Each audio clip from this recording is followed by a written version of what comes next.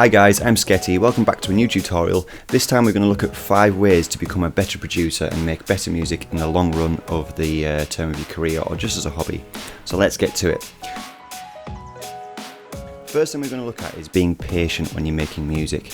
Now this comes down to not trying to rush yourself and getting to the best sound that you can make or the best song that you've ever made, because at the end of the day, you making music is a journey, and when you first start to when you get towards the end of it, if there is ever end of it, obviously if we think about how the lifespan of our life, then all the way through you're going to be constantly learning things. And when you're learning things, you can't rush that process, so be patient in what you're learning and the music that you're making, and basically every single new piece of music that you make will be better than the last, and you'll basically keep getting better and keep getting better. But don't rush your musical process and journey, because you should enjoy the journey and not beat yourself up over it. It's not about the end destination you're getting to, it's also about the journey. So yeah, be patient. So the second thing to think about is don't overthink, or stop overthinking if you're finding you are overthinking your music. So basically, when you're making a tune, don't be overthinking all of the processes behind it, the different types of EQs you've been using, if you've used enough compression, if that sound was absolutely perfect, or even if you're a musician, all of the notes, that kind of thing. Obviously you want to make something that sounds good, but don't overthink it to death. Like, get to the point where you're happy with the sound of the snare drum or whatever it is that you've got, but then don't be like, okay, I need to make it better and better and better and better, because you'll never get a tune finished or a sound finished. So yeah, pull back on overanalyzing and overthinking what you're doing, and you'll actually find yourself freeing up more time to actually just creating. So that should help you make better music in the long run as well. So the third thing that we can think about is simplifying what you're doing.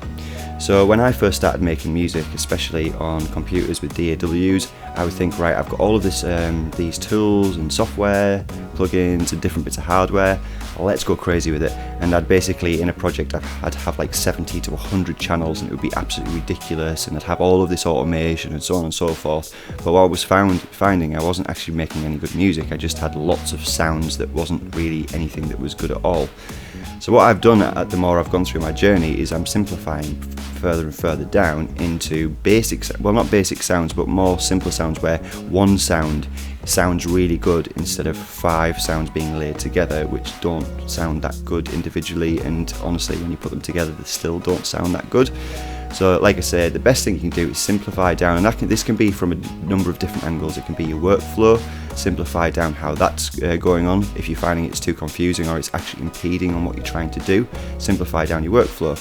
I have some workflow tutorials, for example, like separating out your sounds into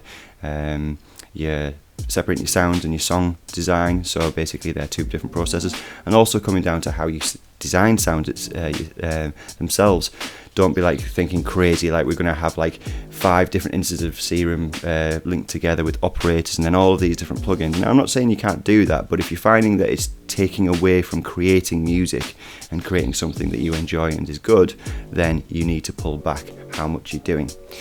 And that sort of links into this 4th step, which I have talked about in previous tutorials, but separate your workflow out. And this is one of the things I found best for myself, was basically having my sound design stage and then having my songwriting stage, because I used to basically have them both together. Now some people do work well this way, but I personally find it's easier if I just have a stage for making sounds, and I'm just in Serum or whatever plugin it is, basically making loads of different sounds, making kick drums, snare drums, bass sounds, leads, whatever it is. And then once all of those sounds are there, I can then get into a song and I'm just being creative super quickly, which basically that has helped me become a better producer in the long run, because I've separated those 2 things out, and when I'm writing a song, I am writing a song, I'm not just designing sounds. Now obviously there will be still some mixed things and refining some sounds within the song, but at least I've got the majority of the sound already there and I'm being creative while I'm making that song. And then the last tip for this video is let things go, because this sort of links to that simplifying and overthinking mentality. As you'll get to the end of a song and the structure's all there, the mix is pretty much done, all the sounds are there as well, but you'll keep going at it and you'll keep going at it and you'll keep doing micro changes and more micro changes until you've just basically got a song that didn't actually sound like what you wanted it to in the first place. So basically, once you've got to a level that you're like, yeah, I really like this song now, let it go, just stop working on it. and move to a new tune. And maybe release that tune, because this is the thing, anything that you create, it will never ever be perfect. It will never be 100% perfect, but if you try and get 100% perfect, you'll never finish anything. So you do have to learn how to let things go, and this is something that I struggled really early on in my music life, where I was like, no, I need this tune to be the most perfect thing it's ever going to be, but it never did. And in that stage of my life, music life, I never finished anything. I just had hundreds of tunes that were unfinished. But now I know when to let things go, because I have ideas for the next project and then the next project after that. Because at the end of the day, a song can last for a long time in people's playlists and stuff, but in this day and age, some songs are here and then gone tomorrow. So are you really using your time wisely on that specific song? Now, that is not to sort of like promote a throwaway attitude in music, because yeah, music should be a timeless thing, but are you not releasing things or getting projects finished because you're just overthinking it so much? So yeah, this is a really good thing. Let things go and move on to the next project, and that should help you start making better music quickly as well. Anyway guys, that's the end of this tutorial. I hope you've liked it. If you've got any questions or ideas for future tutorials, drop a comment below, hit the like button, subscribe, notification bell as well, so you see more of these videos in the future. Share this around with your friends. I also live stream on Twitch regularly each weeknight, so you can come and join an awesome community where people come and share the tunes. I make some music, play some bass live on stream as well, and we have a lot of fun. But anyway guys, I shall see you next time. Bye.